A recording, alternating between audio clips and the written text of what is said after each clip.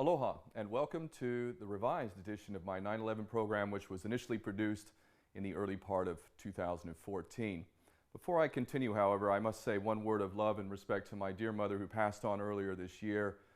She gave me the unconditional love that every child deserves, and any good deed I've ever done in my life I have to attribute directly to her. So to you, my mom, thank you so very much for all that you did for me, and to all mothers indeed. Moving back, 9/11. This, for me, is the litmus test. No other issue provides an opportunity for us to see the depth of integrity of anybody who speaks in a public area about the truth surrounding this event. Now, I made this project early in 2014 with the expressed intent of showing whose fingerprints were all over it.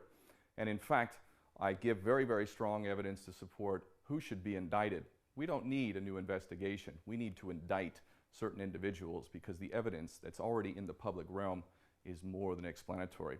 But I was motivated to actually do a second revision or a revision of the initial program because of our dear friend David Cameron. Now, like everybody else, I love a good laugh, so when I watch David Cameron or any of these other jokers, Obama, or whoever else they parade out in front of us, it's definitely worth a good laugh. One of the things I learned many years ago was never lose your sense of humor. So, David Cameron gave a speech at the United Nations General Assembly just a couple months back, and I've watched this entire charade of a speech, and it is very amusing. However, there are a few points that are made that are of specific interest. So what I'd like to do is show certain segments of his speech and then sort of break it down step by step. Without further ado, on to David Cameron. Overcoming what I want to focus on today, which is the mortal threat we all face from the rise of ISIL in Syria and Iraq. Now, the first thing that we have to say about anybody who makes comments about so-called ISIL, ISIS, whatever the hell they call themselves, is if anyone wants to speak seriously about this, whether it's a Western leader or whatever prostitute politician or pundit in the media they put out there, if these people do not acknowledge the very direct support that so-called ISIL, ISIS has gotten from the West, then they're not serious, and no one should take them serious. The fact that the West has blatantly supported our allies, Saudi Arabia in particular, Qatar, while they have been funding these mercenaries is simply indisputable. It's a matter of public record. The fact that we have provided training to ISIL in Jordan and that our good friends and allies, Turkey, have been shuttling these psychopaths across the border from Turkey into Syria, all of this is indisputable. The fact that they're running around with American weapons, the fact they're running around in Humvees, M16s, I used to use an M16, brand new M16s, all that sort of stuff is simply indisputable. And yet this joker is getting up and talking about ISIS as if we have nothing to do with it. Never mind the fact that we've destroyed several other countries in this same bogus thing called the War on Terror. We must not allow past mistakes to become an excuse for indifference or inaction.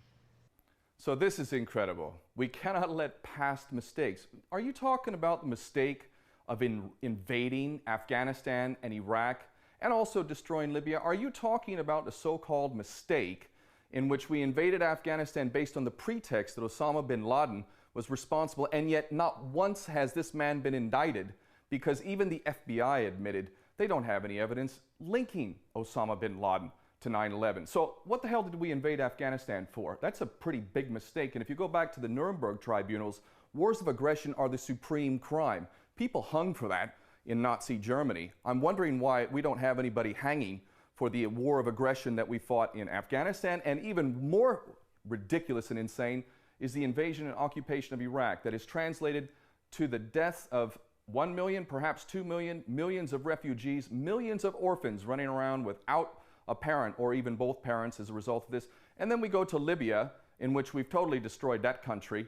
And we want to do the same thing and have largely done the same thing with our policy towards Syria. So is that the mistake that David Cameron is talking about? How easy for us to dismiss this without any Western leader having paid any price at all for any of these hideous crimes? We should be comprehensive, defeating the ideology of extremism that is the root cause of this terrorism, so that we win the battle of ideas, not just the battle of military might. Now, this is the amazing part of this speech, which the same theme is being carried forward by Obama and other such prostitutes. This conflation of so-called extremists coupled with nonviolent extremists with terrorists. So it looks like all of us who question the official propaganda of the state are actually going to be deemed or already being deemed extremists. And as extremists, really, we're not any different from ISIS or ISIL, because our ideology, our ideas are the seed for which this violence grows. And this is a theme we're going to see more of in this speech. And I'd just like everyone to realize that it's not just the so-called extremists like myself. It's pretty much anybody out there who questions the official propaganda is, in this Orwellian 1984 world of ours, a so-called extremist. And we should be uncompromising. Uncompromising. This is a word used more than once in this speech. And wow, the West should be uncompromising, should it? I guess that means more invasions, more mass murder, more depleted uranium, white phosphorus, and all that sort of stuff. Using all the means at our disposal, including military force, to hunt down these extremists. Here again we see extremists. Extremists, terrorists, extremists, very purposely conflated. Let me take each of these in turn. The root cause of this terrorist threat is a poisonous ideology of Islamist extremism. We must defeat this ideology in all its forms. So here we go, key.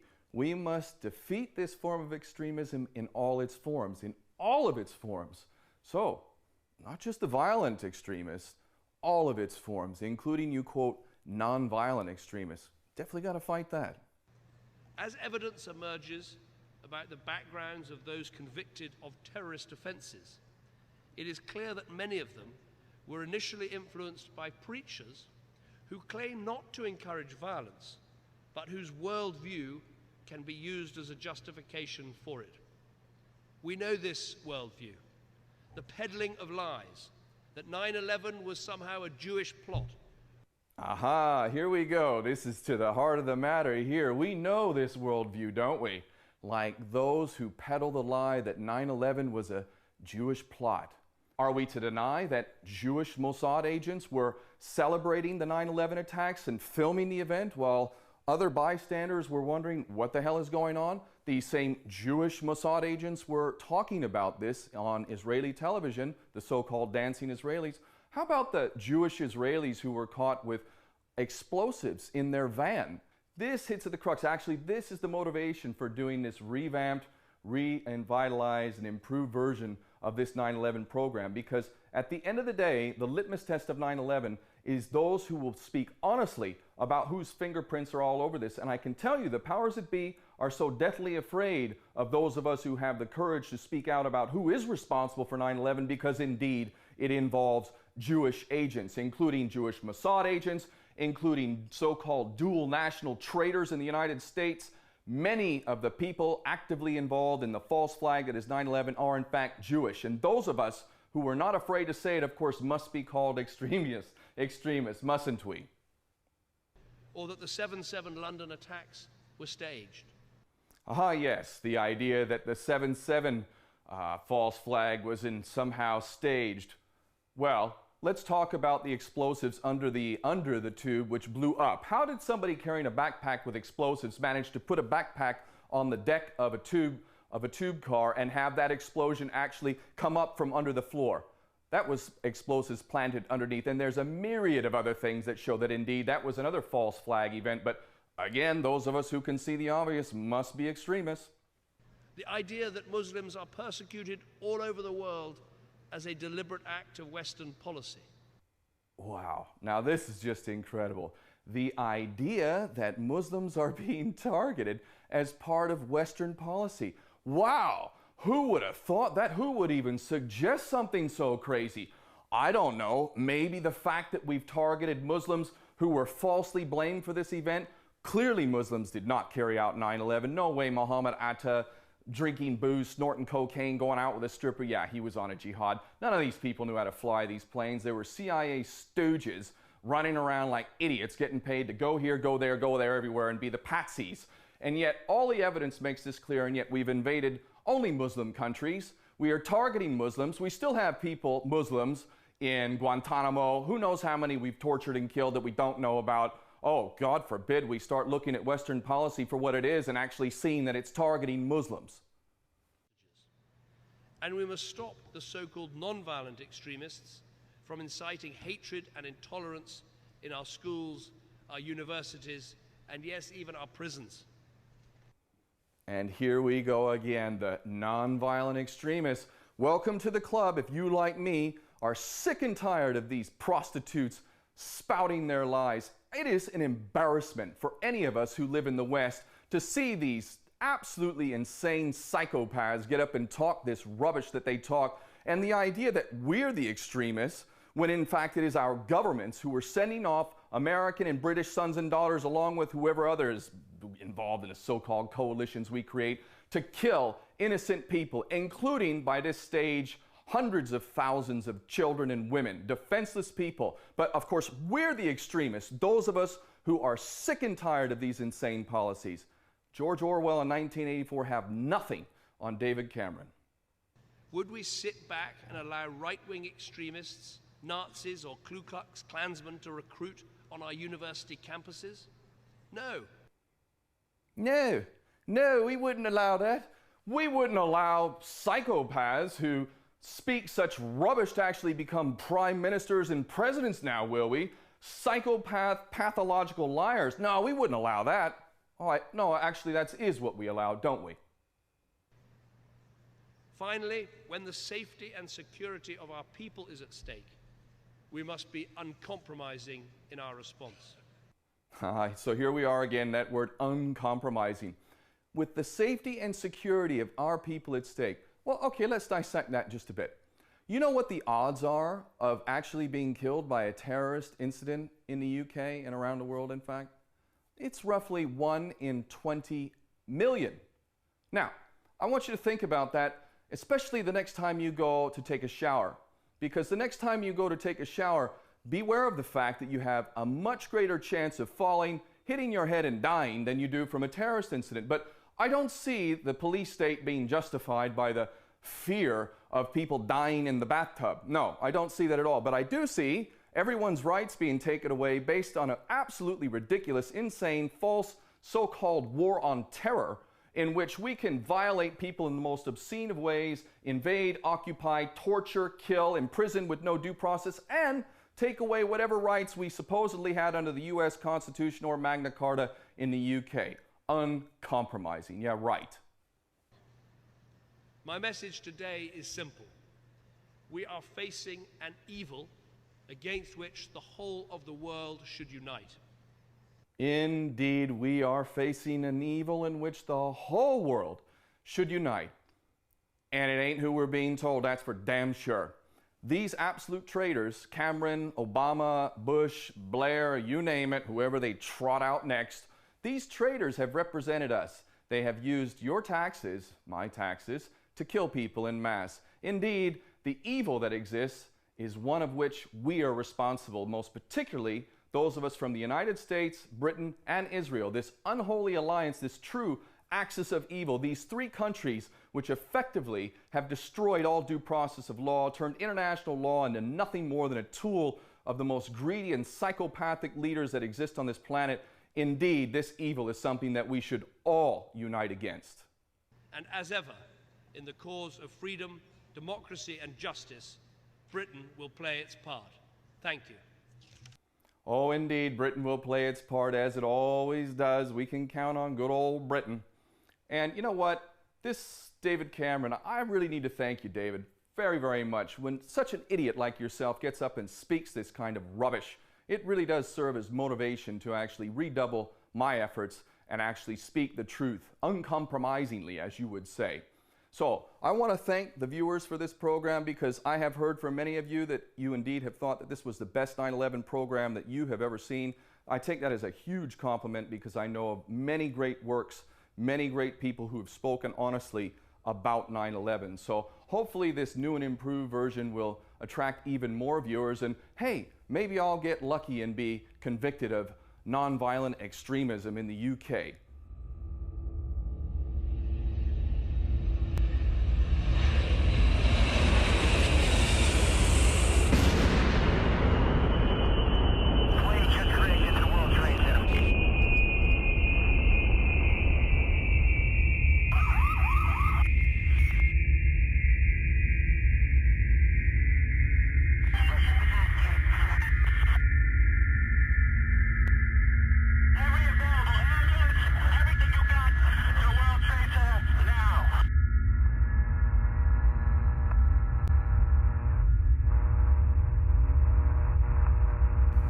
Every nation in every region now has a decision to make. Either you are with us or you are with the terrorists. When I took on this show, I knew that certain issues needed to be discussed right up front. And top of the list was 9/11, because no event has affected our world, especially the Middle East, more than 9/11. But all the major players in this event have received obvious cover from the governments, academics, and of course, the mainstream media. Aside from the sycophants protecting their masters, there is a much more insidious enemy of truth known as political correctness. I will not bow to such manipulations. Political correctness is a trap, functioning as a tool to prevent honest dialogue. It fosters, if not compels, self-censorship. It is a blatant form of thought control. So when I use the word Jew instead of Zionist, for example, I do so because it is the most accurate word to describe those whose primary allegiance is to the Jewish state of Israel. To use the word Zionist, as the thought police would have of me, would deny the fact that Israel is the Jewish state, not the Zionist state. Take the Christian Zionists, which are some of Israel's staunchest supporters. They're not granted the same right of settlement as their Jewish counterparts. Why? Well, because they're Zionists, but they are not Jewish. In the end, nobody is better placed to stop the criminality of the Jewish state than Jews themselves. Go back to where you came from. You know where you came from? For the speedy and peaceful dismantlement of the state of Israel. Then we can once again coexist as we have for hundreds of years. We have older rabbis who will testify lived in the old state of Jerusalem. In the old state, in the old city of Jerusalem. In the old city, they lived door by door. This rabbi lived in the old city of Jerusalem. Before 1948, he'll tell you how he lived, coexisted with all the Arab neighbors, how they babysat each other's children when they went to Yom Kippur, when the women went to Yom Kippur on the fast day, the Muslim neighbors babysat the children, the most precious objects they gave to them to protect. Whether we like it or not, taking responsibility for the actions of our governments that operate in our name, that receive our complicity and our support, is essential to solving the problems we face. Blame shifting, on the other hand, is tantamount to voluntary maintenance of the tyranny. As for my motivations, I consider every single human being to be a brother or sister in one human family. And I want what is best for every member of my family. And I mean every member. But patronizing talk and false sensitivity helps nobody. Let there be no mistake. My greatest scorn is reserved for my birth nation of the United States, that is without doubt the greatest terrorist entity of the 20th and 21st centuries, regardless of the fact that it has been hijacked by traitors and foreign agents. So if the citizens of the Jewish state and the United States want to avoid the virtually inevitable retribution coming their way, it will be by changing their disastrous course without delay. In this sense, I am all too ironically a friend to the Jewish state and the American people, because both must face their criminal nature while they still have a chance. And to make this point that much clearer, if the situation were reversed and the Jewish people were being broadly blamed for the crimes of 9/11 when clearly they were patsies, I would be the first to stand up in their defense. Let me also extend an open invitation to Israeli, British, and American government representatives so as to challenge me on any point I make in this program or future programs, with a special invitation to Israeli spokesperson Mark Regev, who I will devote an entire program to one-on-one debate if he has the courage to take me up on it. If, however, these governments and their trolls simply choose to sling mud, you can rest assured it is because they are cowardly propagandists who could never back up their insultingly false incantations outside of the cozy confines of the whorehouses they frequent, otherwise known as the mass media. Before we explore the truth regarding 9/11, I must thank Christopher Bolin, Mark Glenn, Jonathan Azaziah, Mark Dankoff, and Xander Z. Fereza for reviewing the content of this program. They have provided invaluable input.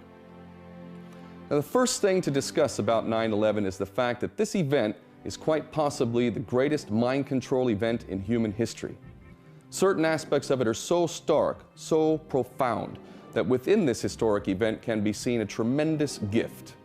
But firstly, let me acknowledge the obvious. While my birth nation of America has meted out more violence in the 20th and 21st century than any other entity, it does not change the fact that the events of 9/11 are a great tragedy, not only for what happened on the day, but also for the far, far greater suffering and death that has resulted from it. Having said that, the gift lies in 9/11 serving as a litmus test for humanity. Indeed, I will make the case that we have reached a flashpoint in human history that will decide the fate of all life on planet Earth, because in the nuclear age, we simply cannot sustain the collective insanity of our current path. We have come this close to nuclear annihilation many times over, and facing the truth about 9/11 can be the beginning of the end of that insanity. The good news is that poll after poll makes very clear that more and more people do not trust the official account of 9/11. Around the world, it is safe to say that the majority of people do not accept the official version of the event. In America itself, roughly half doubt or disbelieve the official version altogether. And herein lies the heart of the gift. Despite all of the mass media deception, people are seeing straight through the lies and regaining the capacity to think and process information intelligently. This is absolutely critical in the process of liberating humanity from the bondage and ignorance and division. I have often used a metaphor to describe the current state of human existence, and it goes like this. Human society has created and ultimately consented to the institutions of power that oppress us, to such a degree that we the people have constructed a massive prison that every man, woman, and child, for the most part, have voluntarily entered. We have then closed the prison door behind us, taken the key within our collective hands and locked the prison door. As if this wasn't bad enough, incredibly, we have then handed the key to the prison door to a group of psychopathic tyrants who have all too wisely remained outside of the prison. Subsequently, we continue to beg these tyrants for the crumbs while we continue to remain locked in a prison of our own making. Now, the prison is a metaphor for our current financial system, a financial system utilized by the tyrants to control virtually every aspect of human existence. And yet, and please listen to what I am saying here, the tyrants are powerless without our consent. And while we have collectively entered this prison, we can tear down the prison walls of financial enslavement in an instant. No matter what our religion, non-religion, what color we are, what country we come from, what group we relate to, or what philosophy we subscribe to, we, the masses, have the same cause. We want the same things. We want to live a dignified life. We want a just and peaceful world. The powers that be know this very well, and that is why they must continuously divide us and rule us.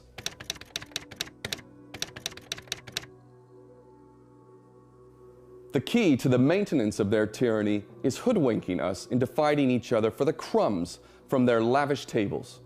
And believe me, the powers that be revel in the madness that is our division and ultimately self-imposed enslavement. They are laughing at us. They mock us. But it doesn't have to be this way. Do you want a better world, a sane, just, and peaceful world? Well, so do I. In fact, I demand such a world because I refuse to accept the unacceptable.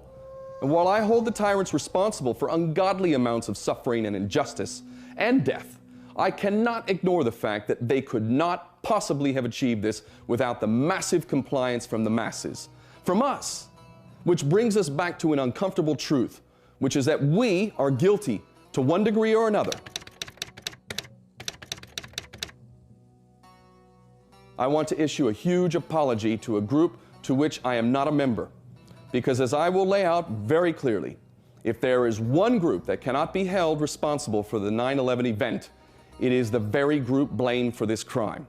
And that would be the Muslims around the world. So let me say with resounding clarity on behalf of all sane, thinking people, we are deeply sorry that Muslims have been falsely accused of the events of 9/11 and that subsequently, countless Muslim lands and people have endured the farcical war on terror. We apologize for the invasions, occupations, drone strikes, torture, Guantanamo, for all of the maiming and the death that has rained down on you. Let it be understood from this day forward, from this non-Muslim, that we know the 9/11 false flag was intentionally, falsely blamed on you so as to cultivate a clash of civilizations. We reject the war on terror in total and shall identify those responsible come hell or high water. When we return, we shall discuss the absurdity of the official version of 9/11 and, more importantly, whose fingerprints are left all over this event.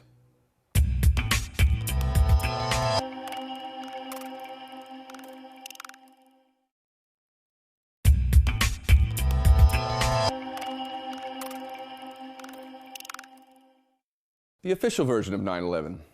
Here's a brief description of the official version. 19 hijackers, mostly of Saudi origin, were headed by a lead hijacker named Mohammed Atta. The hijackers received flight school training for small, single and twin-engine airplanes at various flight schools in the United States. These hijackers were directed by al-Qaeda leader Osama bin Laden, who lived in caves in Afghanistan while requiring dialysis to survive. Together, they managed to outwit the entire defense systems of America, despite the fact that in 2001 the United States invested more money and resources in defense than just about every other nation on the planet combined. We were told that the breathtakingly vast defense and intelligence apparatus of America had not contemplated the possibility of airplanes being used to fly into buildings. On 9/11, there was a U.S. military defense drill codenamed Vigilant Guardian that simulated the exact events of 9/11. As a result of this drill, there was confusion about whether there was a real or simulated hijacking, and thus 19 individuals managed to allegedly hijack 4 planes and freely roam American airspace without any challenge from U.S. interceptor fighter jets.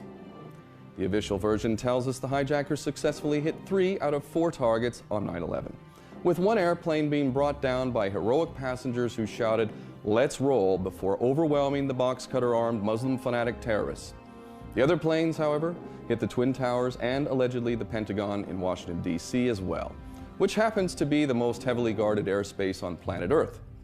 While none of the virtually indestructible black boxes of any of the 4 airplanes were ever proven to be recovered, including that of Flight 93, which apparently managed an intact nosedive into a field in Pennsylvania, which occurred at such a high rate of speed that none of the actual plane, fuselage, jet engine, seats, or bodies was ever recovered. However, officials did recover 2 of the hijackers' passports and a bandana, as well as another alleged hijacker's passport from Flight 11, which slammed into the North Tower, causing a massive fireball. Although just 2 of the buildings were hit by planes in New York City, 3 buildings were completely destroyed, while 7 buildings were either partially or fully destroyed. The Twin Towers almost entirely turned to dust, while Building 7 collapsed in a process that resembled a controlled demolition, with each of the 3 buildings falling at free fall speed. We are told that the destruction of the Twin Towers was caused by the weakening of the steel support columns from jet fuel fires, and that Building 7 collapsed uniformly in a free fall due to a standard office fire.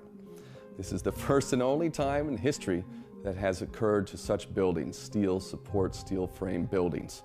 We are also told that the Pentagon was hit by an airplane whose pilot executed a 270-degree banking right turn as it descended 8,000 feet, all the while managing to avoid detection of upwards to 85 surveillance cameras covering its flight path as it apparently flew directly into the Pentagon. Footage from the 85-plus surveillance cameras was confiscated by the FBI, but they assure us it was just as described. The commission created to carry out the official investigation required 442 days to be formed by a foot-dragging Bush administration. No less than Henry Kissinger was appointed to lead the investigation, and the total budget allocated to investigate the biggest crime in the history of America was a staggeringly minuscule $14 million. By comparison, the U.S. government budgeted $160 million, when adjusted for inflation, to investigate the Space Shuttle Challenger disaster in 1986.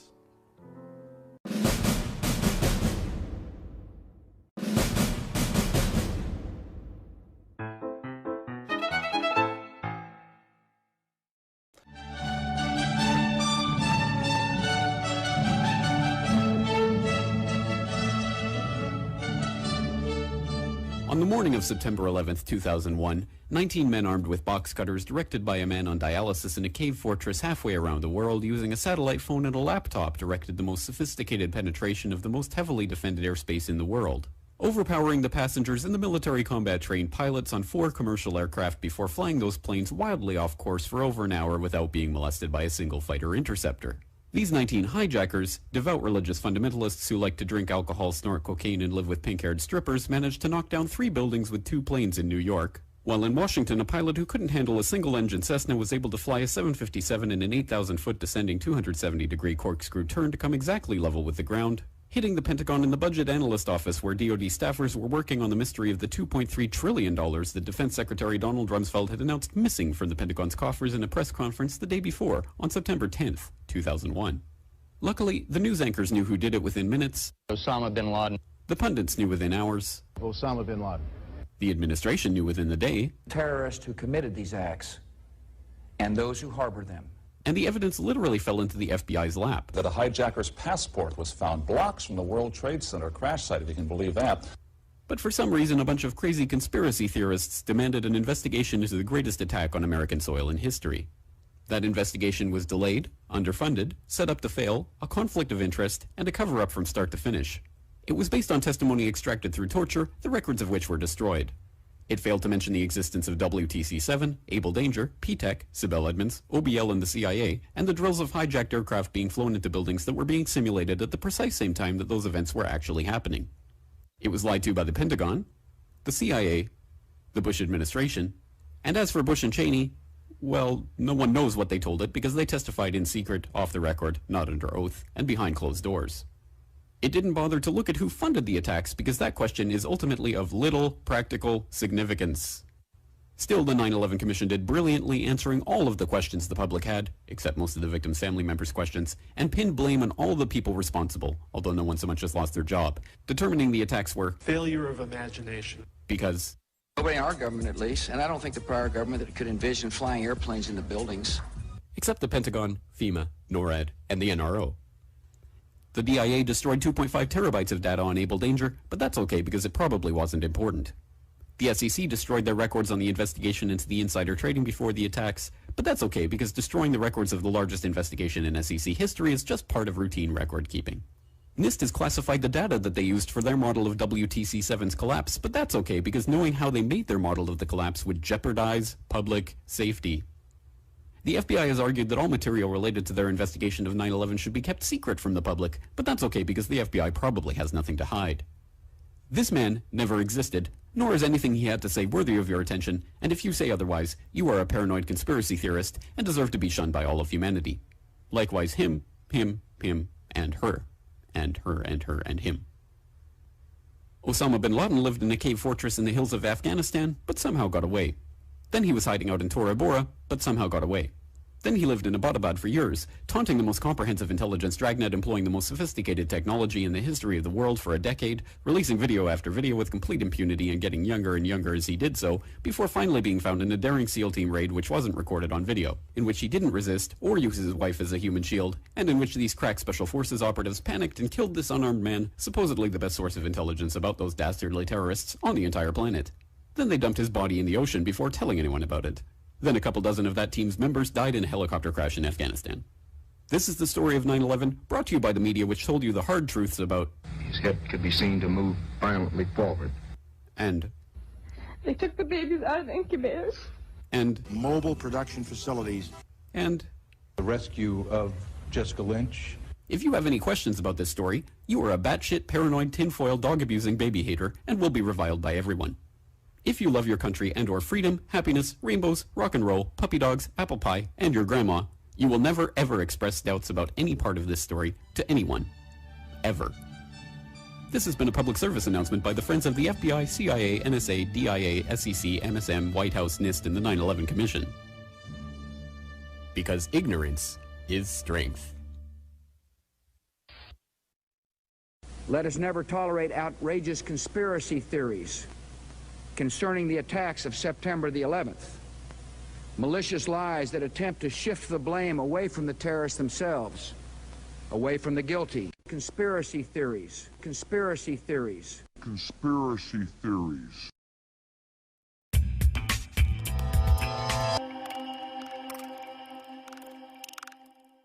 The official version of 9/11 is a terribly bad B movie.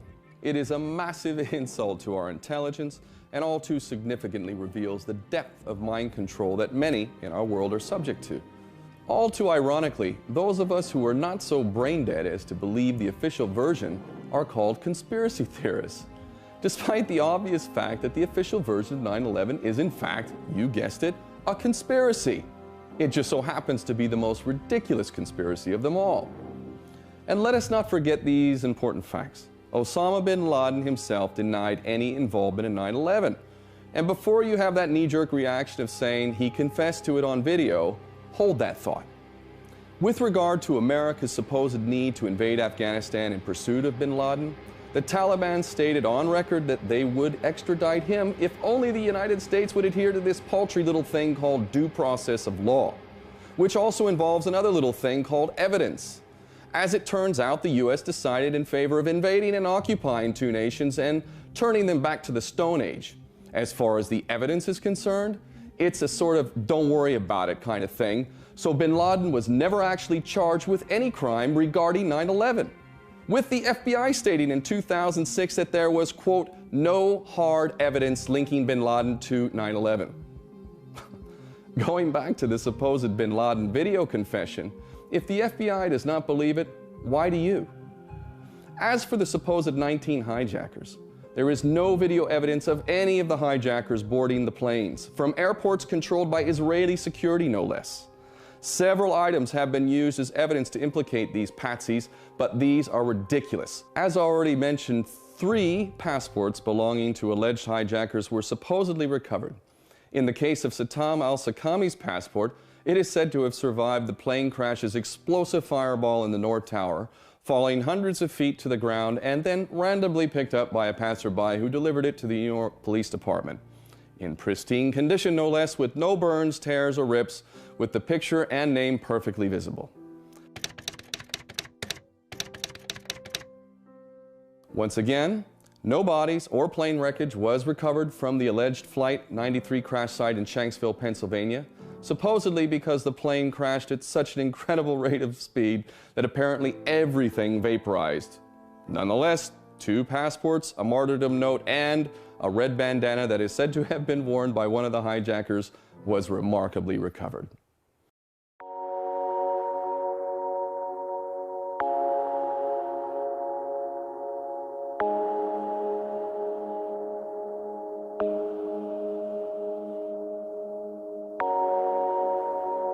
There is one thing that defines everyone over the course of these early years of this new century. That thing is the 9/11 attack. Everyone in government in every field of endeavor the world over is defined by their position on this event. It is not necessary to know the truth. It is only necessary to know the extent of the lies in order to define any leader in any position anywhere in the world. By what they have said and by what they have not said, one can accurately judge who is an enemy of the peoples of the world. One can accurately determine who is a tool of the psychopaths or one of them. Think about what you allow yourself to know. Think about what you pass by, ignore, deny, and defend that defines you. It defines the degree of your personal courage, your relationship to the truth, your values, your principles, and what you will pass on to your children and everyone you meet. It tells you, in that place where your conscience must once have lived, whether you are a hypocrite and a fool, or whether something greater still lives within you. 19 men passed through airport security. 11 of them are stopped and questioned, but then allowed to board. Several large passenger planes wind up hijacked and flown at high speed into enormous buildings. None of these men had shown previous capacity to accomplish this feat. These men were armed with box cutters.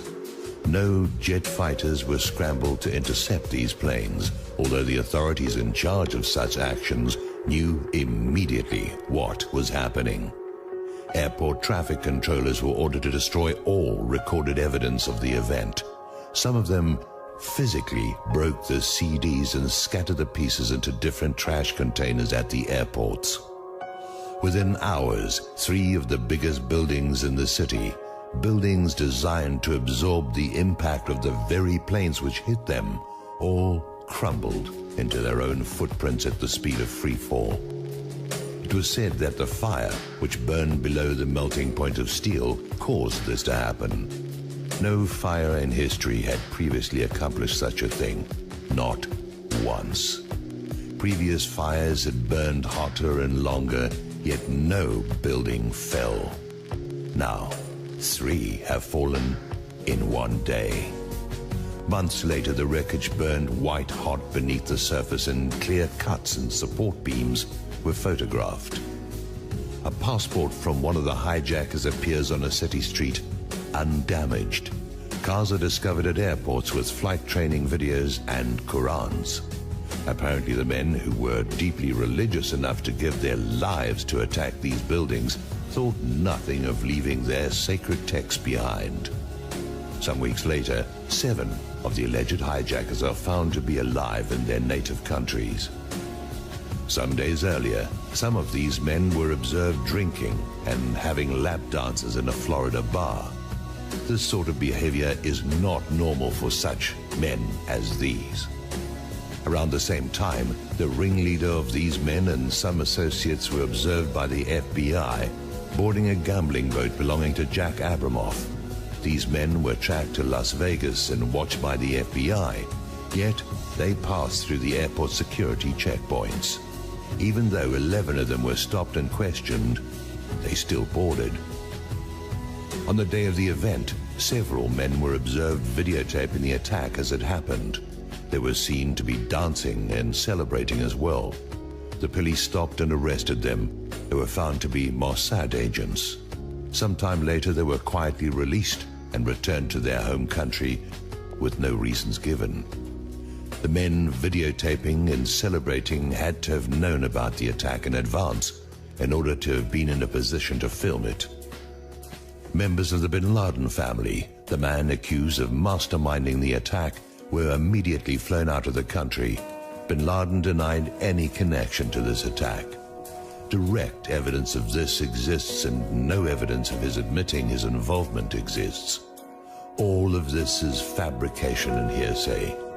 No one can present such information other than one fabricated video that was proven false by the world's leading forensic experts in Switzerland. Many insist it is true, but no one has such evidence. Go look. Show it to me. As a result of this event, major wars have been launched. Over 1 million people have died, with nearly another 5 million displaced.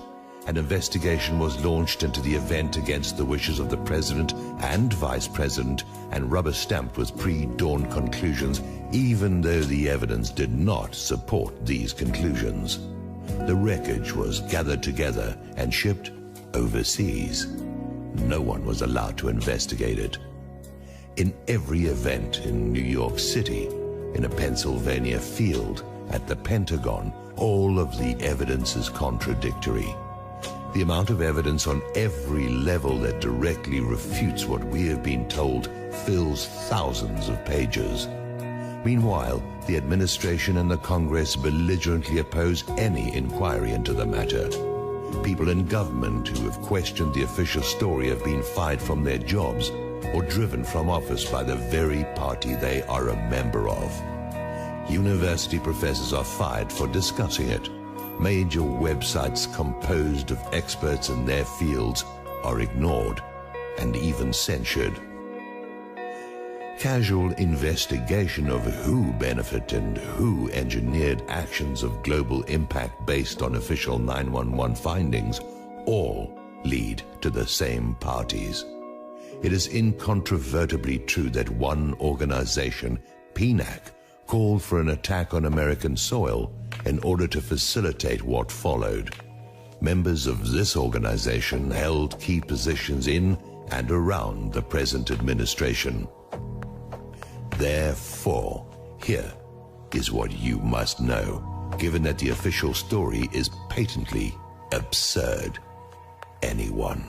I mean anyone who promotes the official story, who accepts the official story, who oppresses those who doubt the official story, who does not question the official story, is involved or too stupid to pat their head and chew gum at the same time. Any presidential candidate who does not dispute the official story is a traitor to their nation and a tool of those who accomplished this attack. It all comes down to 9/11. Everything that has happened based on a lie. Everyone in government, in the media, in entertainment, in organized religion, in the public eye, and in the public who accepts and promotes the official story is either a traitor or a tool. Everyone who does not stand forth and speak truth to power is a coward, a liar, and complicit in mass murder. Everyone, everywhere can be measured according to this litmus test.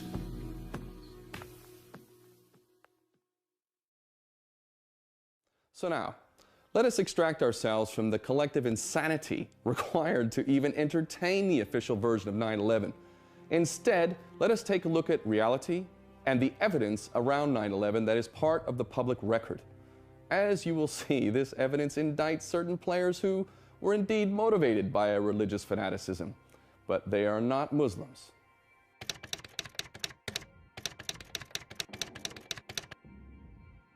First off, let us acknowledge the obvious. The U.S. government has done everything in its power to pervert the course of justice, and that in itself is a major crime, given the mass murder they continue to cover up. So this fact alone indicts the U.S. government. Aside from that, the odds of a drill simulating the exact events of the actual reality occurring as pure coincidence is like a fairy story. With no disrespect to those who believe in fairies, because I myself accept the existence of fairies as a far more likely possibility than the myriad of coincidences that officially occurred regarding 9/11. Speaking of coincidences, imagine that you are a Jewish billionaire businessman named Larry Silverstein, and that you have set your sights on acquiring some of the most expensive real estate in the world, specifically the World Trade Center complex with its crown jewels known as the Twin Towers. However, there's a bit of a problem. The Twin Towers were full of cancer-causing asbestos, and the cost estimates for removal of the asbestos range from the low billions to the tens of billions. Far, far more than the outdated, half-empty Twin Towers were worth. Indeed, the Twin Towers were such a liability that the Port Authority of New York had been desperately seeking a way to demolish them since 1990. But the cost of doing so prevented them from doing this because the toxic asbestos was extremely difficult and dangerous to remove. On May 14th, 2001, 4 months before 9/11, the Port Authority lost a lawsuit that meant it was on the hook to remove that asbestos. The head of the Port Authority was Louis Eisenberg, and he personally oversaw the privatization that led to Larry Silverstein and Frank Lowy obtaining the 99-year lease for the towers on July 24th, 2001, just 6 weeks before 9/11. But Silverstein demanded and got $3.5 billion worth of insurance payable in cash if the towers were destroyed. Now, the fact that Silverstein was close friends with Benjamin Netanyahu, or that he skipped his daily breakfast at the Windows on the World restaurant located on the 107th floor of the North Tower on 9/11, or that his son and daughter also happened to be unexpectedly absent on 9/11, is all just amazing good fortune, we are told. In the days before, I think, the World Trade Center, or the Twin Towers, fell, I understand you had daily breakfast meetings with people, I think, in the Windows of the World, the famous restaurant, the World Trade Center. That's correct. But you weren't there for breakfast on the day of September 11th. Why was that? That morning, my wife had made an appointment for me at the dermatologist, who I have to visit with regularity, right? And as I'm dressing to go to the dermatologist that morning, I looked at my wife and said, you know, I've got so much to do downtown. Cancel the dermatologist. I've got to go downtown. She got upset. She said, you can't cancel. You've got to go. Was that Larry Silverstein's luck? It was clearly my luck. It was clearly my luck. Larry's business partner is quite a character himself. Jewish billionaire Frank Lowy, who leased the shopping concourse area called the Mall at the World Trade Center, made up of approximately 427,000 square feet of retail floor space, Lowy is a Hungarian Jew born in Czechoslovakia with Israeli citizenship. In 1946, he made his way to Palestine, then under the British Mandate, where he joined the Jewish terrorist group known as Haganah. From there, he joined the notorious Golani Brigade and partook in the ethnic cleansing of Al-Jalil.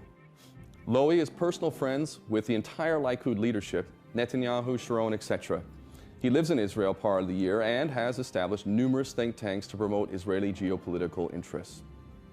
So Silverstein's and Lowy's investment would have to be considered one of the worst investments in the history of our world, were it not for the little coincidence of 2 planes bringing down 7 buildings within 6 weeks of leasing the property and them taking out a multi-billion-dollar insurance policy, which resulted in Silverstein and Lowy receiving an insurance payoff of over $5 billion. Not bad at all.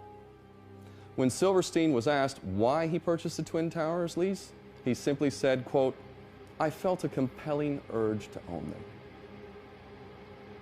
Let us imagine that Lucky Larry was instead named Mohammed, and he was a Muslim instead of a Jew. And Mohammed bought this dubious asbestos-ridden property, proceeded to more than double the insurance policy.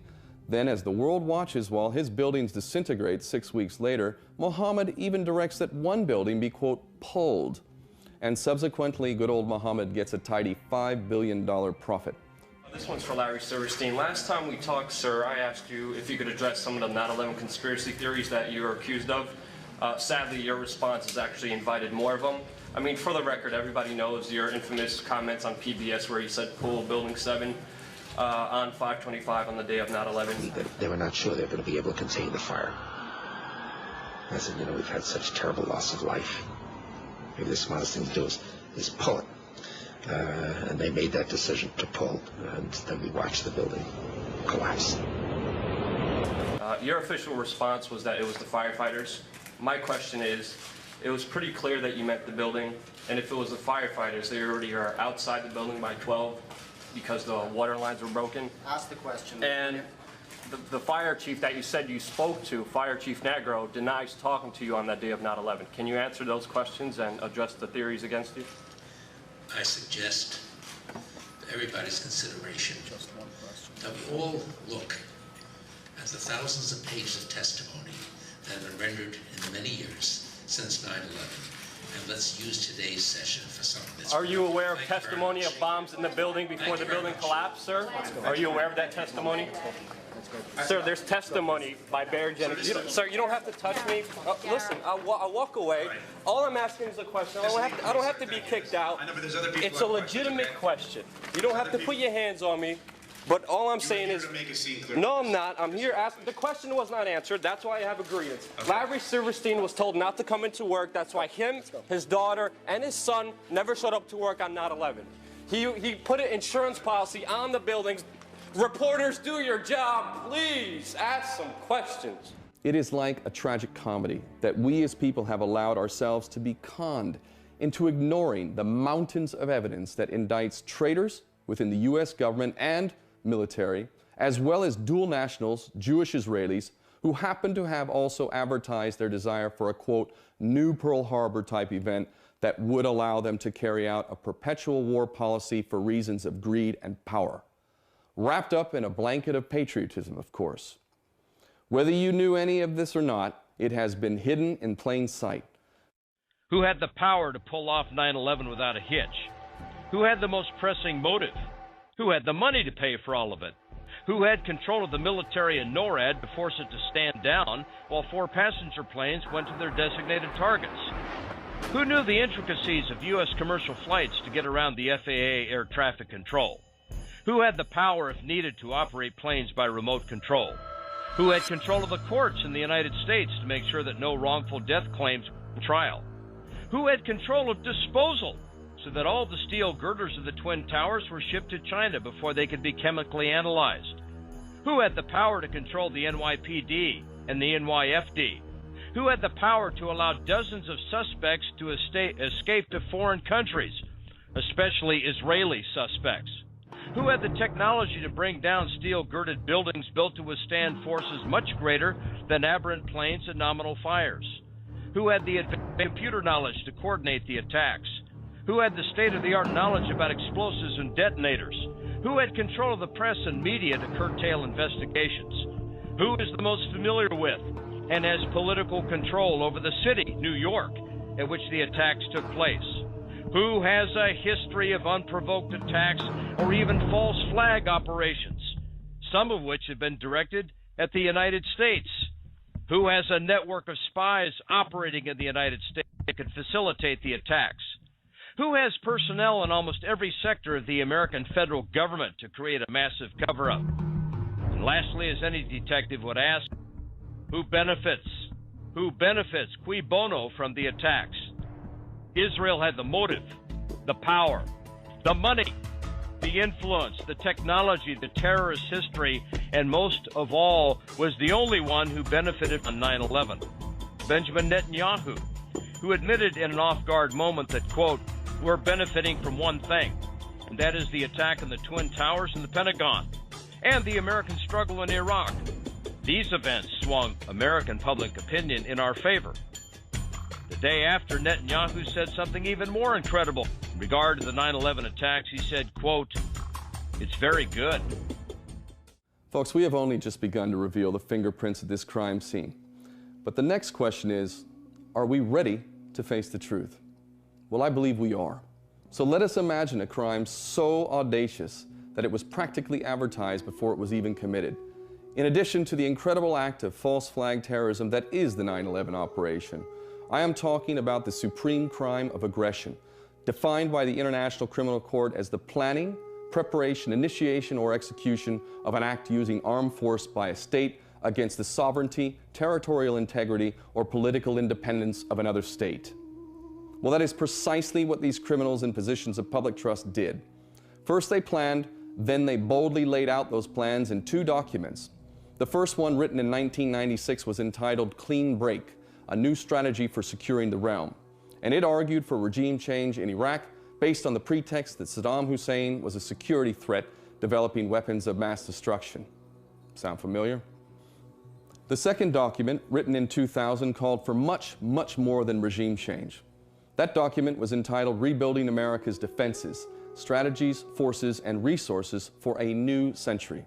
This document laid out a plan that would require multiple wars of aggression and occupation so as to achieve a goal of full spectrum dominance.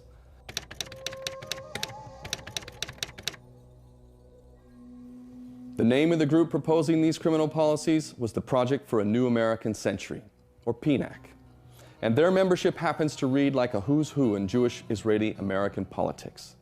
To be fair, the Project for a New American Century did have one token Islamic figure, or, to use the terminology of the late great Malcolm X, a lone house Muslim.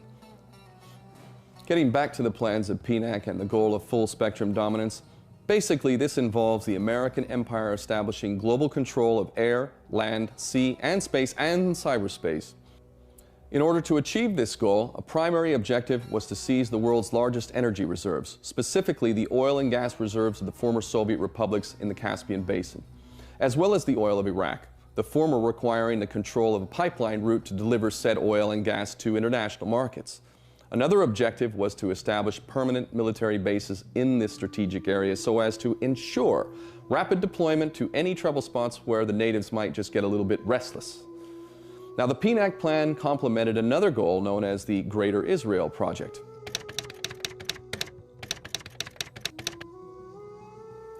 Going back to statements from the founder of Zionism, Theodor Herzl, the so-called Promised Land extends from the Nile River of Egypt to the Euphrates in Iraq. In Oded Yanan's A Strategy for Israel in the 1980s, Israeli regional superiority was to be achieved through a process of reconfiguring the Middle East by the balkanization of the surrounding Arab states into smaller and weaker states divided along sectarian lines.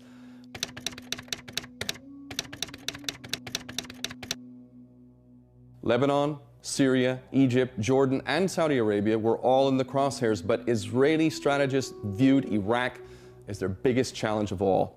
And thus Iraq was outlined as the centerpiece to the balkanization of the Middle East. Iraq was to be divided into a Kurdish state, a Shiite Arab state, and a Sunni Arab state. The first step towards establishing this goal, however, was to instigate a war between Iraq and Iran, a war that would significantly weaken both states. So while Saddam Hussein served wonderfully as an attack dog against Iran, the moment he had fulfilled his utility, he became the butcher of Baghdad, and the Balkanization of Iraq merely required a pretext. And that brings us back to the PNAC lunatics and their full-spectrum dominance agenda that required multiple wars and the inevitable bloodbaths that would follow. The only problem from their perspective was that the American public could not possibly be told the truth of this plan because there was simply no way that they would support it. So how would PNAC achieve this goal? Well, they acknowledged in writing that only one thing could deliver them the means to achieve their psychopathic dream, and that was, quote, a new Pearl Harbor.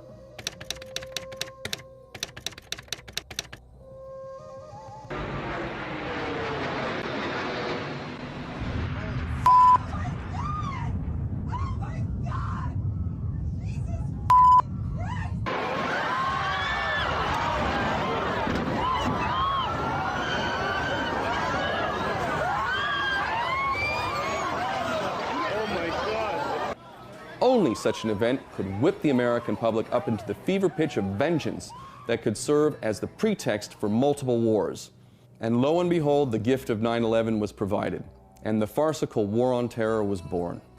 Muslims became the new boogeyman. The clash of civilizations as envisioned by Zionist ideologue Bernard Lewis was instigated, and the Middle East would soon be set alight. Understanding the motive, let us now look at the fingerprints. I have had long conversations over the past 2 weeks with contacts at the Army War College, at Headquarters Marine Corps, and I've made it absolutely clear in both cases that it is 100% certain that 9/11 was a Mossad operation, period. First, the disbelief, and what I show them immediately afterwards is an interview with a demolitions expert named Danny Jawenko, and it shows the third building at the World Trade Center going down. And they look at that, and I said, now you understand that if one of the buildings was wired for demolition, all of them were wired for demolition. And that's it. That's the tipping point. Getting into arguments about who was flying what and where they were and whether there was nanothermite, those things are true, but they're incidental. The thing that's necessary is to tell people 3 buildings went down, the third was not hit by a plane, it was wired for controlled demolition, therefore all of them were wired for controlled demolition, and at that point the reaction is rage. First disbelief and then rage. 9/11 has led directly to 60,000 Americans dead and wounded. God knows how many hundreds of thousands of people in other countries that we've killed or wounded or made homeless. This is an open wound. And what Americans need to understand is they did it. They did it. And if they do understand that, Israel's going to disappear. Israel will flat-ass disappear from this earth. I sent a film to one of my colleagues, and it basically had Americans grieving over their dead, coming back. And I showed one of them, it was a woman just wrenched by grief, over her dead soldier. And I said, if Americans ever know that Israel did this, they're going to scrub them off the earth. And they're not going to give a rat's ass what the cost is. They are not going to care. The first thing, Mark, is astonishment. They didn't know. They truly didn't know. And these are not unintelligent people. They really didn't know. And the next statement is rage. Real rage. The Zionists are playing this as truly an all-or-nothing exercise. Because if they lose this one, if the American people ever realize what happened, they're done. The military has not been bought. The military is loyal, but it has not been bought. And if it ever understands this, really, really deeply understands this, and this is what I got when I put some of these things to the Army War College and to Headquarters Marine Corps, I mentioned to a contact at Headquarters Marine Corps, I said, they did 9/11. And it was, you don't mean it. I said, absolutely. And if they ever understand that, these people are history. Completely shocked. Unbelievable. Right, that's the view from the Palestinian side. Joining me now here in the BBC World studio is the former Israeli Prime Minister Ehud Barak, who's in London at the moment. Mr. Barak, welcome to BBC World. First, your reaction, having heard what's happened. At least 4 planes have been hijacked, and there may be more. The world will not be the same from today on. I don't know who is responsible. I believe we will know in 12 hours. Bin Laden sits in Afghanistan. There is a source of who else terror. Can you identify, though? Because we're not saying he's responsible for this necessarily. No, we don't say that he's responsible. Every simple step, crossing borders or going on a plane or on a ship, will become more complicated. It's a time to launch a operational, concrete war against terror, even if it takes certain pains from the routine activities of our normal society. This is the time to deploy a globally concerted effort led by the United States, the UK, Europe, and Russia against all sources of terror. Consistently, along 6 or 10 years, Iran, Iraq, Libya, North Korea. This is the only way. Without this clarity of purpose, there will be no world order, no world order possible here.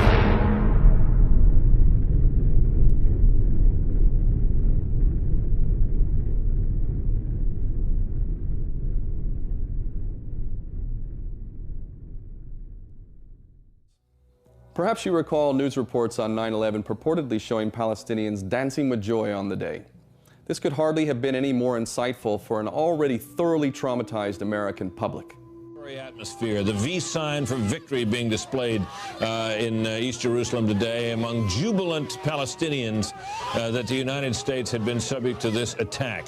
What are we to make of that, Jennifer? Are we to, Yasser Arafat may issue this condemnation. Look at this. We're seeing people applauding, clapping, smiling, happy to know that thousands of Americans have died in this sneak attack. And there you see a V for victory sign. The United States blamed by some Palestinians for its ongoing support, as it is seen, of Israel in this conflict, in this Middle Eastern conflict.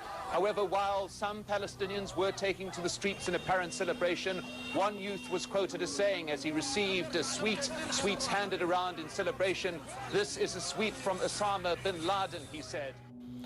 There's just one serious problem with these reports. As the German newspaper Der Spiegel later reported, the cheering of the Palestinians was unrelated to the events of 9/11 and was apparently instigated by Reuters reporters who were bearing cakes and sweets. What's tendered as news and even cultural norms is proffered in a tightly controlled venue, which George Orwell called the Ministry of Truth, which holds the means to mold the minds of the masses. And this power is in the hands of a few. Nah, they're not prostitutes, as Gerald Celente would have us believe. And they're not corporate elitists, as Alex Jones puts it. They're Jews, and I'm going to tell you just who. CBS is owned by Murray Rothstein. He changed his name to Sumner Redstone to pass himself off as a blue-blooded Gentile. NBC is owned by Brian Roberts, who with his sitcom, The New Normal, is corrupting the morals of our youth and annihilating the core of a stable, responsible society. ABC is owned by Sidney Bass, with Robert Iger as CEO, successor to Michael Eisner. CNN, along with Time and People magazine, all under the umbrella of Time Warner, is primarily owned by Israeli multimillionaire Aviv Novo, who hired a public relations company to shield him from public exposure. CNN's CEO is Jeff Zucker, former CEO of NBC. Fox News is owned by Rupert Murdoch, born to Jewish mother Elizabeth Green, making him by Talmudic law a Jew. In the print media, Murdoch also owns the Wall Street Journal and the New York Post. Newsweek is owned by Jane Harman and Barry Diller. Harman's Newsweek is pushing that Jewish orchestrated red line, over which even more American Gentile soldiers will spill their blood for the Jews in Syria and Iran. The Washington Post is owned by the Meyer-Graham family, with Donald Graham as chairman, Dave Goldberg is CEO, and Barry Diller is senior executive. And the New York Times, America's foremost print media, is owned by the Sulzberger family, with Arthur Sulzberger Jr. as chairman of the board. Even now, the Times is repeating the weapons of mass destruction lie to get us into yet another war for the Jews in Syria. You see, the only news you're going to get is what the Jews deem fit to print. These pictures and videos of dancing, celebrating Palestinians were broadcast around the world, putting the already thoroughly victimized Palestinian people at even greater risk of brutal and consistent Israeli violence. On 9/11, there were indeed 5 dancing celebrating Middle Easterners. The only problem was that they were Jewish Israelis. But you simply would never know this if you gathered your so-called news from exclusively mainstream media. Nonetheless, 5 dancing Israelis were positioned at a prime vantage point to film the planes as they crashed into the Twin Towers. And yes, the Israelis were in place with camera directed at the towers before the first plane hit. A woman observing them was deeply troubled by their obvious joy, literally dancing and high-fiving each other as the carnage of the day was playing out. She was so disturbed that she wrote down their license plate number and reported them to the police, who later arrested the individuals, 2 of whom being known Mossad agents. I grabbed my binoculars and I could see the towers from my window.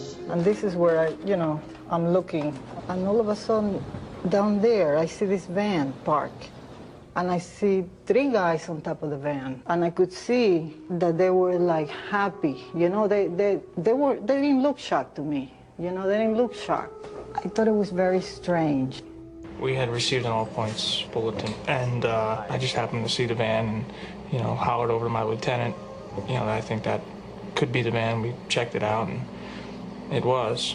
We were all on edge, obviously, so I really wasn't looking to make friends with these people, and neither were the officers that I were with.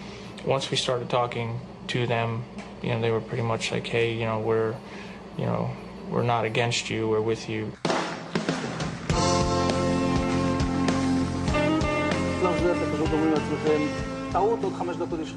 And at that point, we were taken for another round of questioning, this time related to our allegedly being members of Mossad.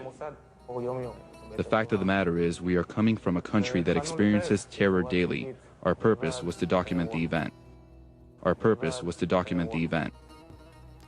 I'm going to ask this question more than once. What if the dancing, celebrating people were in fact Palestinian, Arab, or Muslim? Would there have been even one American of age who would not know about this? At this point, we need to talk about Mossad. Mossad is the Israeli equivalent of America's CIA or the UK's MI6. Mossad, like their American and British counterparts, are agents of state-sponsored terrorism whose business involves political assassinations, car bombing, spying, as well as a host of other illegal and immoral activities. Importantly, the Mossad's motto just about says it all. By way of deception, thou shalt do war. Keep that motto in mind when I tell you that a month before 9/11, the Mossad sent a general warning to the CIA alleging that as many as 200 terrorists were present on American soil and were preparing a major operation. The Mossad linked the plot to Osama bin Laden and told their CIA counterparts that there were, quote, strong grounds to suspect Iraqi involvement.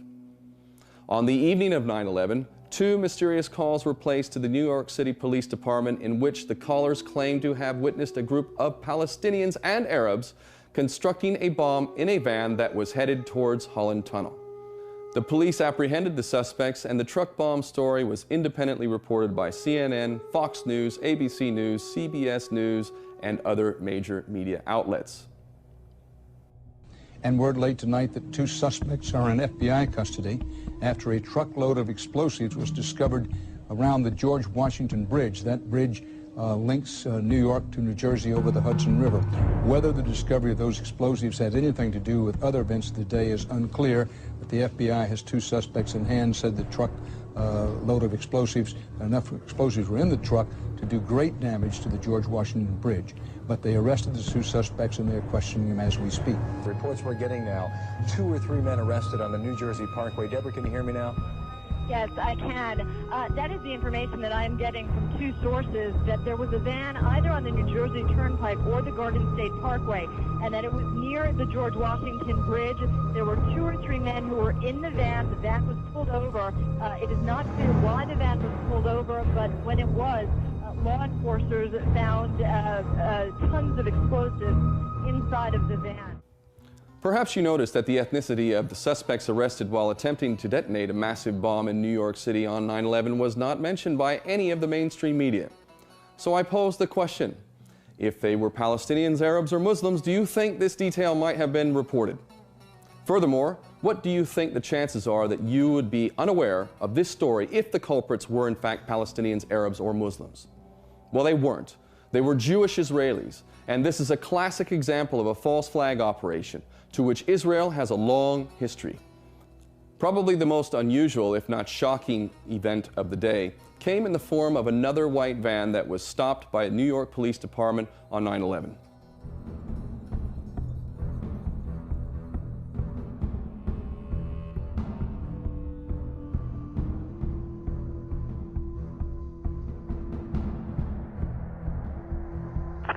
I got a message on that plane. It's a big truck with a mural painted of an airplane diving into New York City and exploding. I don't know what's in the truck.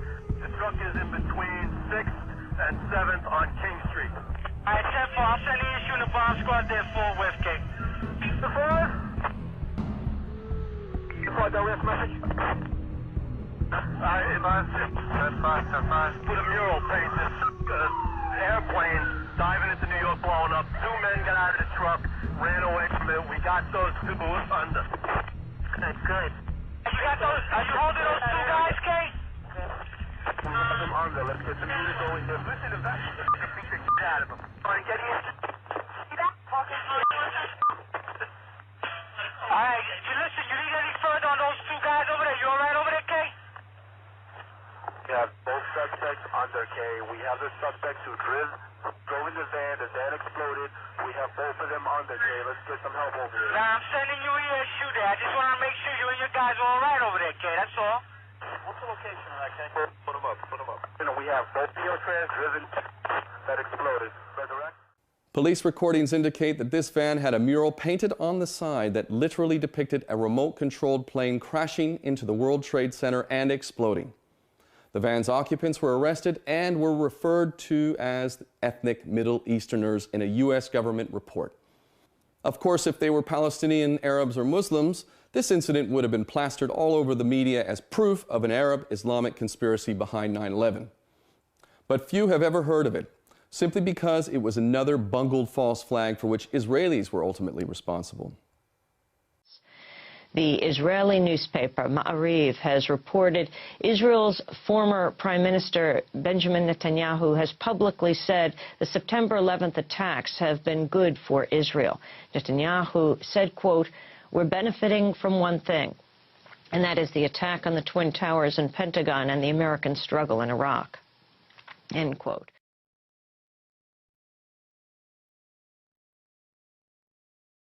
In November 2001, Fox News aired an explosive 4-part series detailing a secretive investigation that was being conducted by U.S. authorities into Israeli espionage in the United States.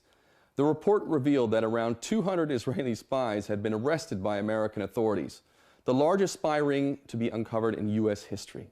140 of these Israelis had been taken into custody just prior to 9/11, and the remaining 60 had been apprehended shortly thereafter in connection with the ongoing investigation into the attacks. Many of the Israeli spies belonged to the electronic surveillance and explosive ordnance units in the Israeli military. Fortunately for the 200 Israeli spies, they had friends in very high places. Michael Chertoff is a Jewish Israeli dual national who, as Assistant Attorney General, oversaw the non-investigation of 9/11, in which the crucial evidence was all confiscated and destroyed before it could be examined. Chertoff's mother also happened to be a Mossad operative. Chertoff, along with other dual citizens in the U.S. government, not only spearheaded the cover-up, he orchestrated the release of over 200 Israeli suspects, including the 5 dancing Israelis, those caught with their explosives in their van, as well as those caught with the van depicting a plane crashing into the Twin Towers. Many of these Israeli suspects failed multiple polygraph tests while in custody as well, but you probably have never heard of any of them, and they were all quietly deported to Israel. Case closed. And then there is Rabbi Dov Zakheim, another Israel First champion. In 2001, Zakheim was CEO of SPC International, part of the System Planning Corporation, a defense contractor primarily investing in electronic warfare technologies, including remote-controlled aircraft systems, and the notorious flight termination system, FTS technology, that could hijack even a hijacked plane and land or crash it wherever. In addition, he was appointed as the Pentagon Comptroller in May 2001. During the same period, Donald Rumsfeld announced that the Pentagon could not account for $2.3 trillion. Okay, Donald, did you ever find that $2.3 trillion that you talked about the day before 9/11? Did you ever find it?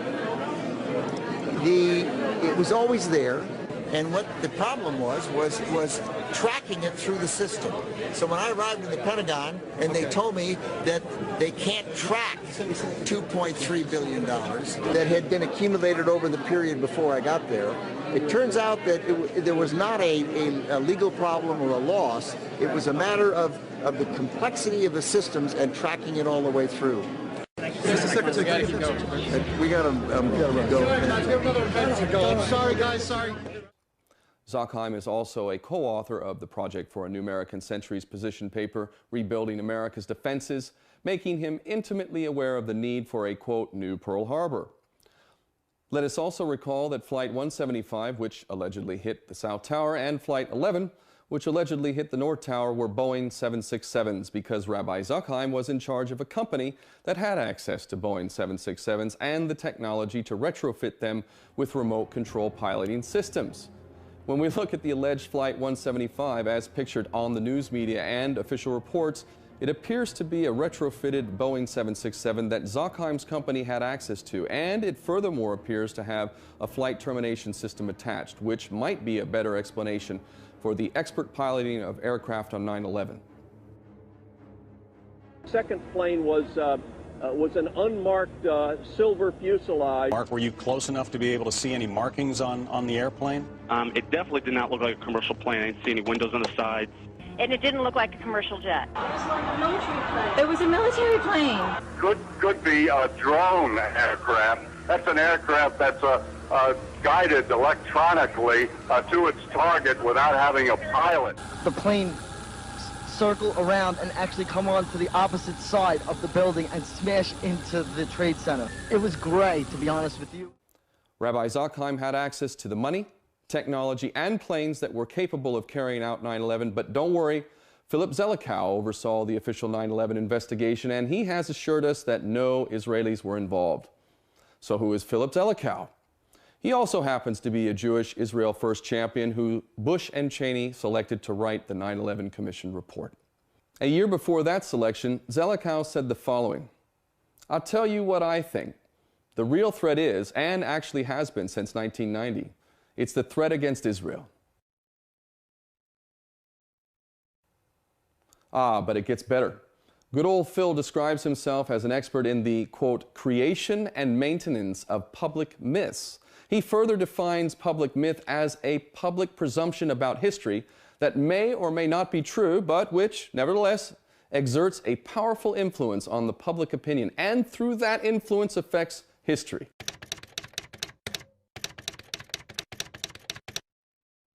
The Israelis, in my opinion, do not have the capability of stopping it. They can delay it. There will also be many, many side effects, all of them adverse, from an Israeli strike. But at the end of the day, if we don't get it done the way the administration's working on it now, which I totally agree with, then we ought to take them out. Secretary Clinton. Well, we're working hard. We're working hard. It is time to confront another social taboo, and that would be the obvious motive that an overwhelmingly Jewish-owned mainstream media has in showing Israel in a positive light, while Palestinians, Arabs, and Muslims are demonized incessantly, especially since 9/11. It is undeniably politically incorrect to say this, but I will say it anyway. The mainstream media is massively, disproportionately Jewish-owned, and the fact that people are afraid to admit this truth and discuss this blatantly favorable bias towards Israel is very revealing indeed. I think a Jewish correspondent for the Israeli newspaper Haaretz said it best, quote, "The Jews do control the American media. This is very clear, and claiming otherwise is an insult to common knowledge." But me stating this relevant and important fact will not stop the inevitable attacks, and therein lies the effectiveness of stifling debate or critical investigations. Only those of us who do not fear loss of income, freedom, or even our lives are willing to say such things. But it is not the personal risks that matter. My point here is to make clear that there is a serious conflict of interest when it comes to the reporting of 9/11 and so many other issues for that matter. But with regard to 9/11, there is stunningly incriminating Jewish Zionist fingerprints all over the event.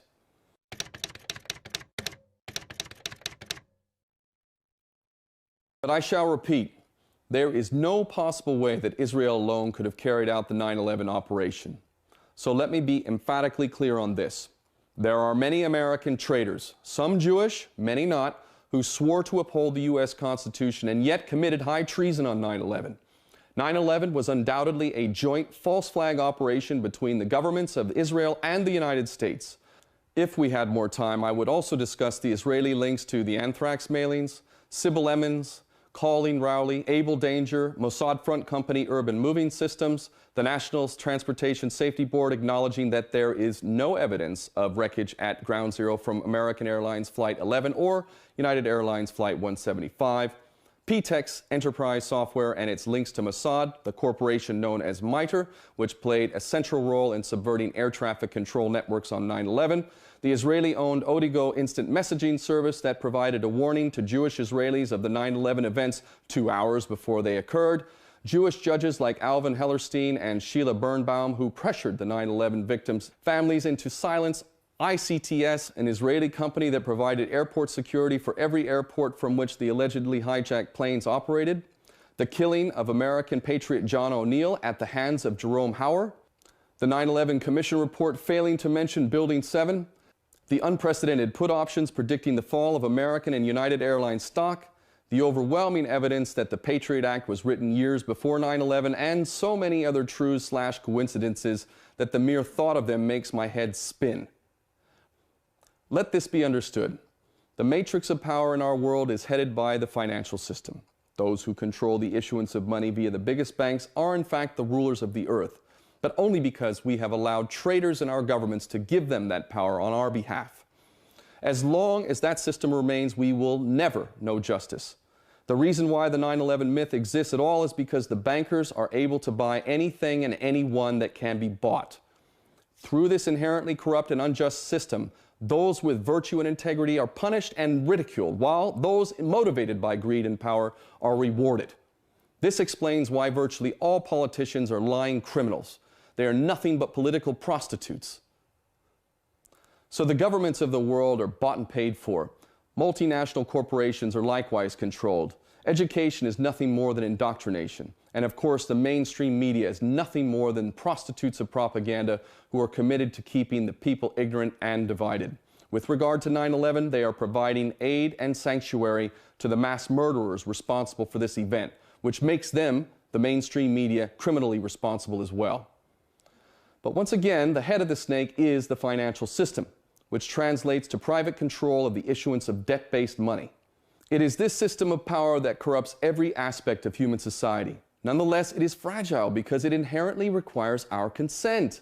Let me repeat this. The financial system that is enslaving us requires our consent. Understanding this, we can see that we are our own prison keepers, but it does not have to be this way. We do not have to sell our children into self-imposed slavery. As for America, the insane lies and violence of my birth nation became so unbearable, I was compelled to renounce my U.S. citizenship and publicly declare that I no longer have anything to do with this madness. But I am reaching a point where, despite the shameful reality of what America is today, I see many bright lights, such as the courageous truth tellers who are standing up in greater and greater numbers day by day. 9/11 is a magnifying glass into the character of every person in a position of public trust. When so-called public servants profess their belief in the official myth that Muslims carried out this event, they reveal themselves as an untrustworthy moron at best, or more likely, prostitutes in the service of the tyrants. As uncomfortable as it may be to face up to, Those who control the education, mass media, and the vast majority of governments are in fact prostitutes who have sold their soul, and identifying them as easy as looking at their stance on 9/11. And this is the great gift of 9/11. If we receive this gift, we will rid ourselves of the traitors and replace them with people of honor. Calling for a new investigation is not enough. Calling for a new investigation will likely be used as the last-ditch escape route for the traitors to produce yet another whitewash. Allowing the fox to guard the henhouse is madness. Allowing the criminals to judge who is guilty and who is not is beyond stupidity. We, the people, are the guardians of truth and justice, and we must create our own institutions or completely reform existing ones in order to effect justice. I repeat, calling for a new investigation is not nearly enough.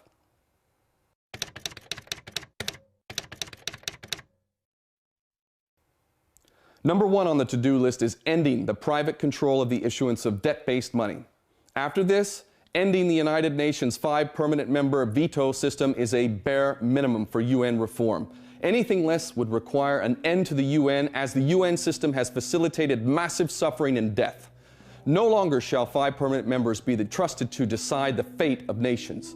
It is for the people of the world to decide, not 5 northern nations.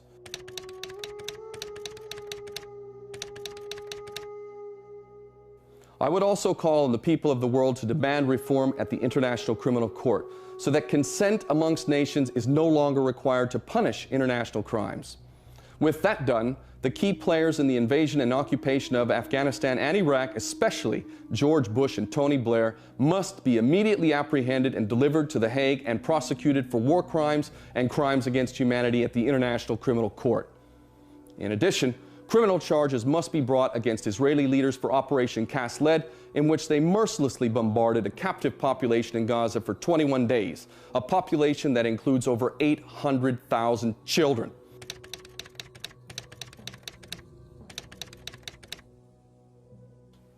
The key to improving life for the people of the Middle East is for us in the West to take responsibility for the crimes of our nations and subsequent policies that have subjected the people of the Middle East to endless suffering. 9/11 and the war on terror is only the latest example of how we are culpable in mass murder. To redeem ourselves, we must take control of our governments, and this leads me to my last suggestion. If the U.S. government refuses to invalidate every law that is injurious to the United States Constitution, then the traitors who have broken their oath to uphold the Constitution must be arrested and forcibly removed by oath-keeping patriots, at which point the U.S. Constitution shall be restored as the supreme law of the land. While the U.S. military has been used as a tool of the empire, there lies before this military the opportunity to redeem itself. If the U.S. military can find the courage and honor to do this, I will for one proudly claim my U.S. citizenship. But more importantly, the world can finally be liberated from the yoke of the empire that is America today. This is the primary duty of the citizens of my birth nation, and I believe the fate of the United States, indeed the fate of the world, will be determined by their success or failure to restore the United States Constitution. Most of all, the time has come to confront the most important truth of all. And to do this, we need only stand in front of the nearest mirror. Take a good, hard look into your eyes and ask yourself, am I a coward or am I a man? And as for the women out there, ask yourself, am I the woman that I am meant to be, the most beautiful thing that exists? Are you fulfilling your responsibility as a mother? Now make no mistake about this. It is our generation, right here, right now, that will decide the fate of our world. So when our children ask us, what role did you play? What do you suppose your answer will be? His Excellency Benjamin Netanyahu, Prime Minister of Israel.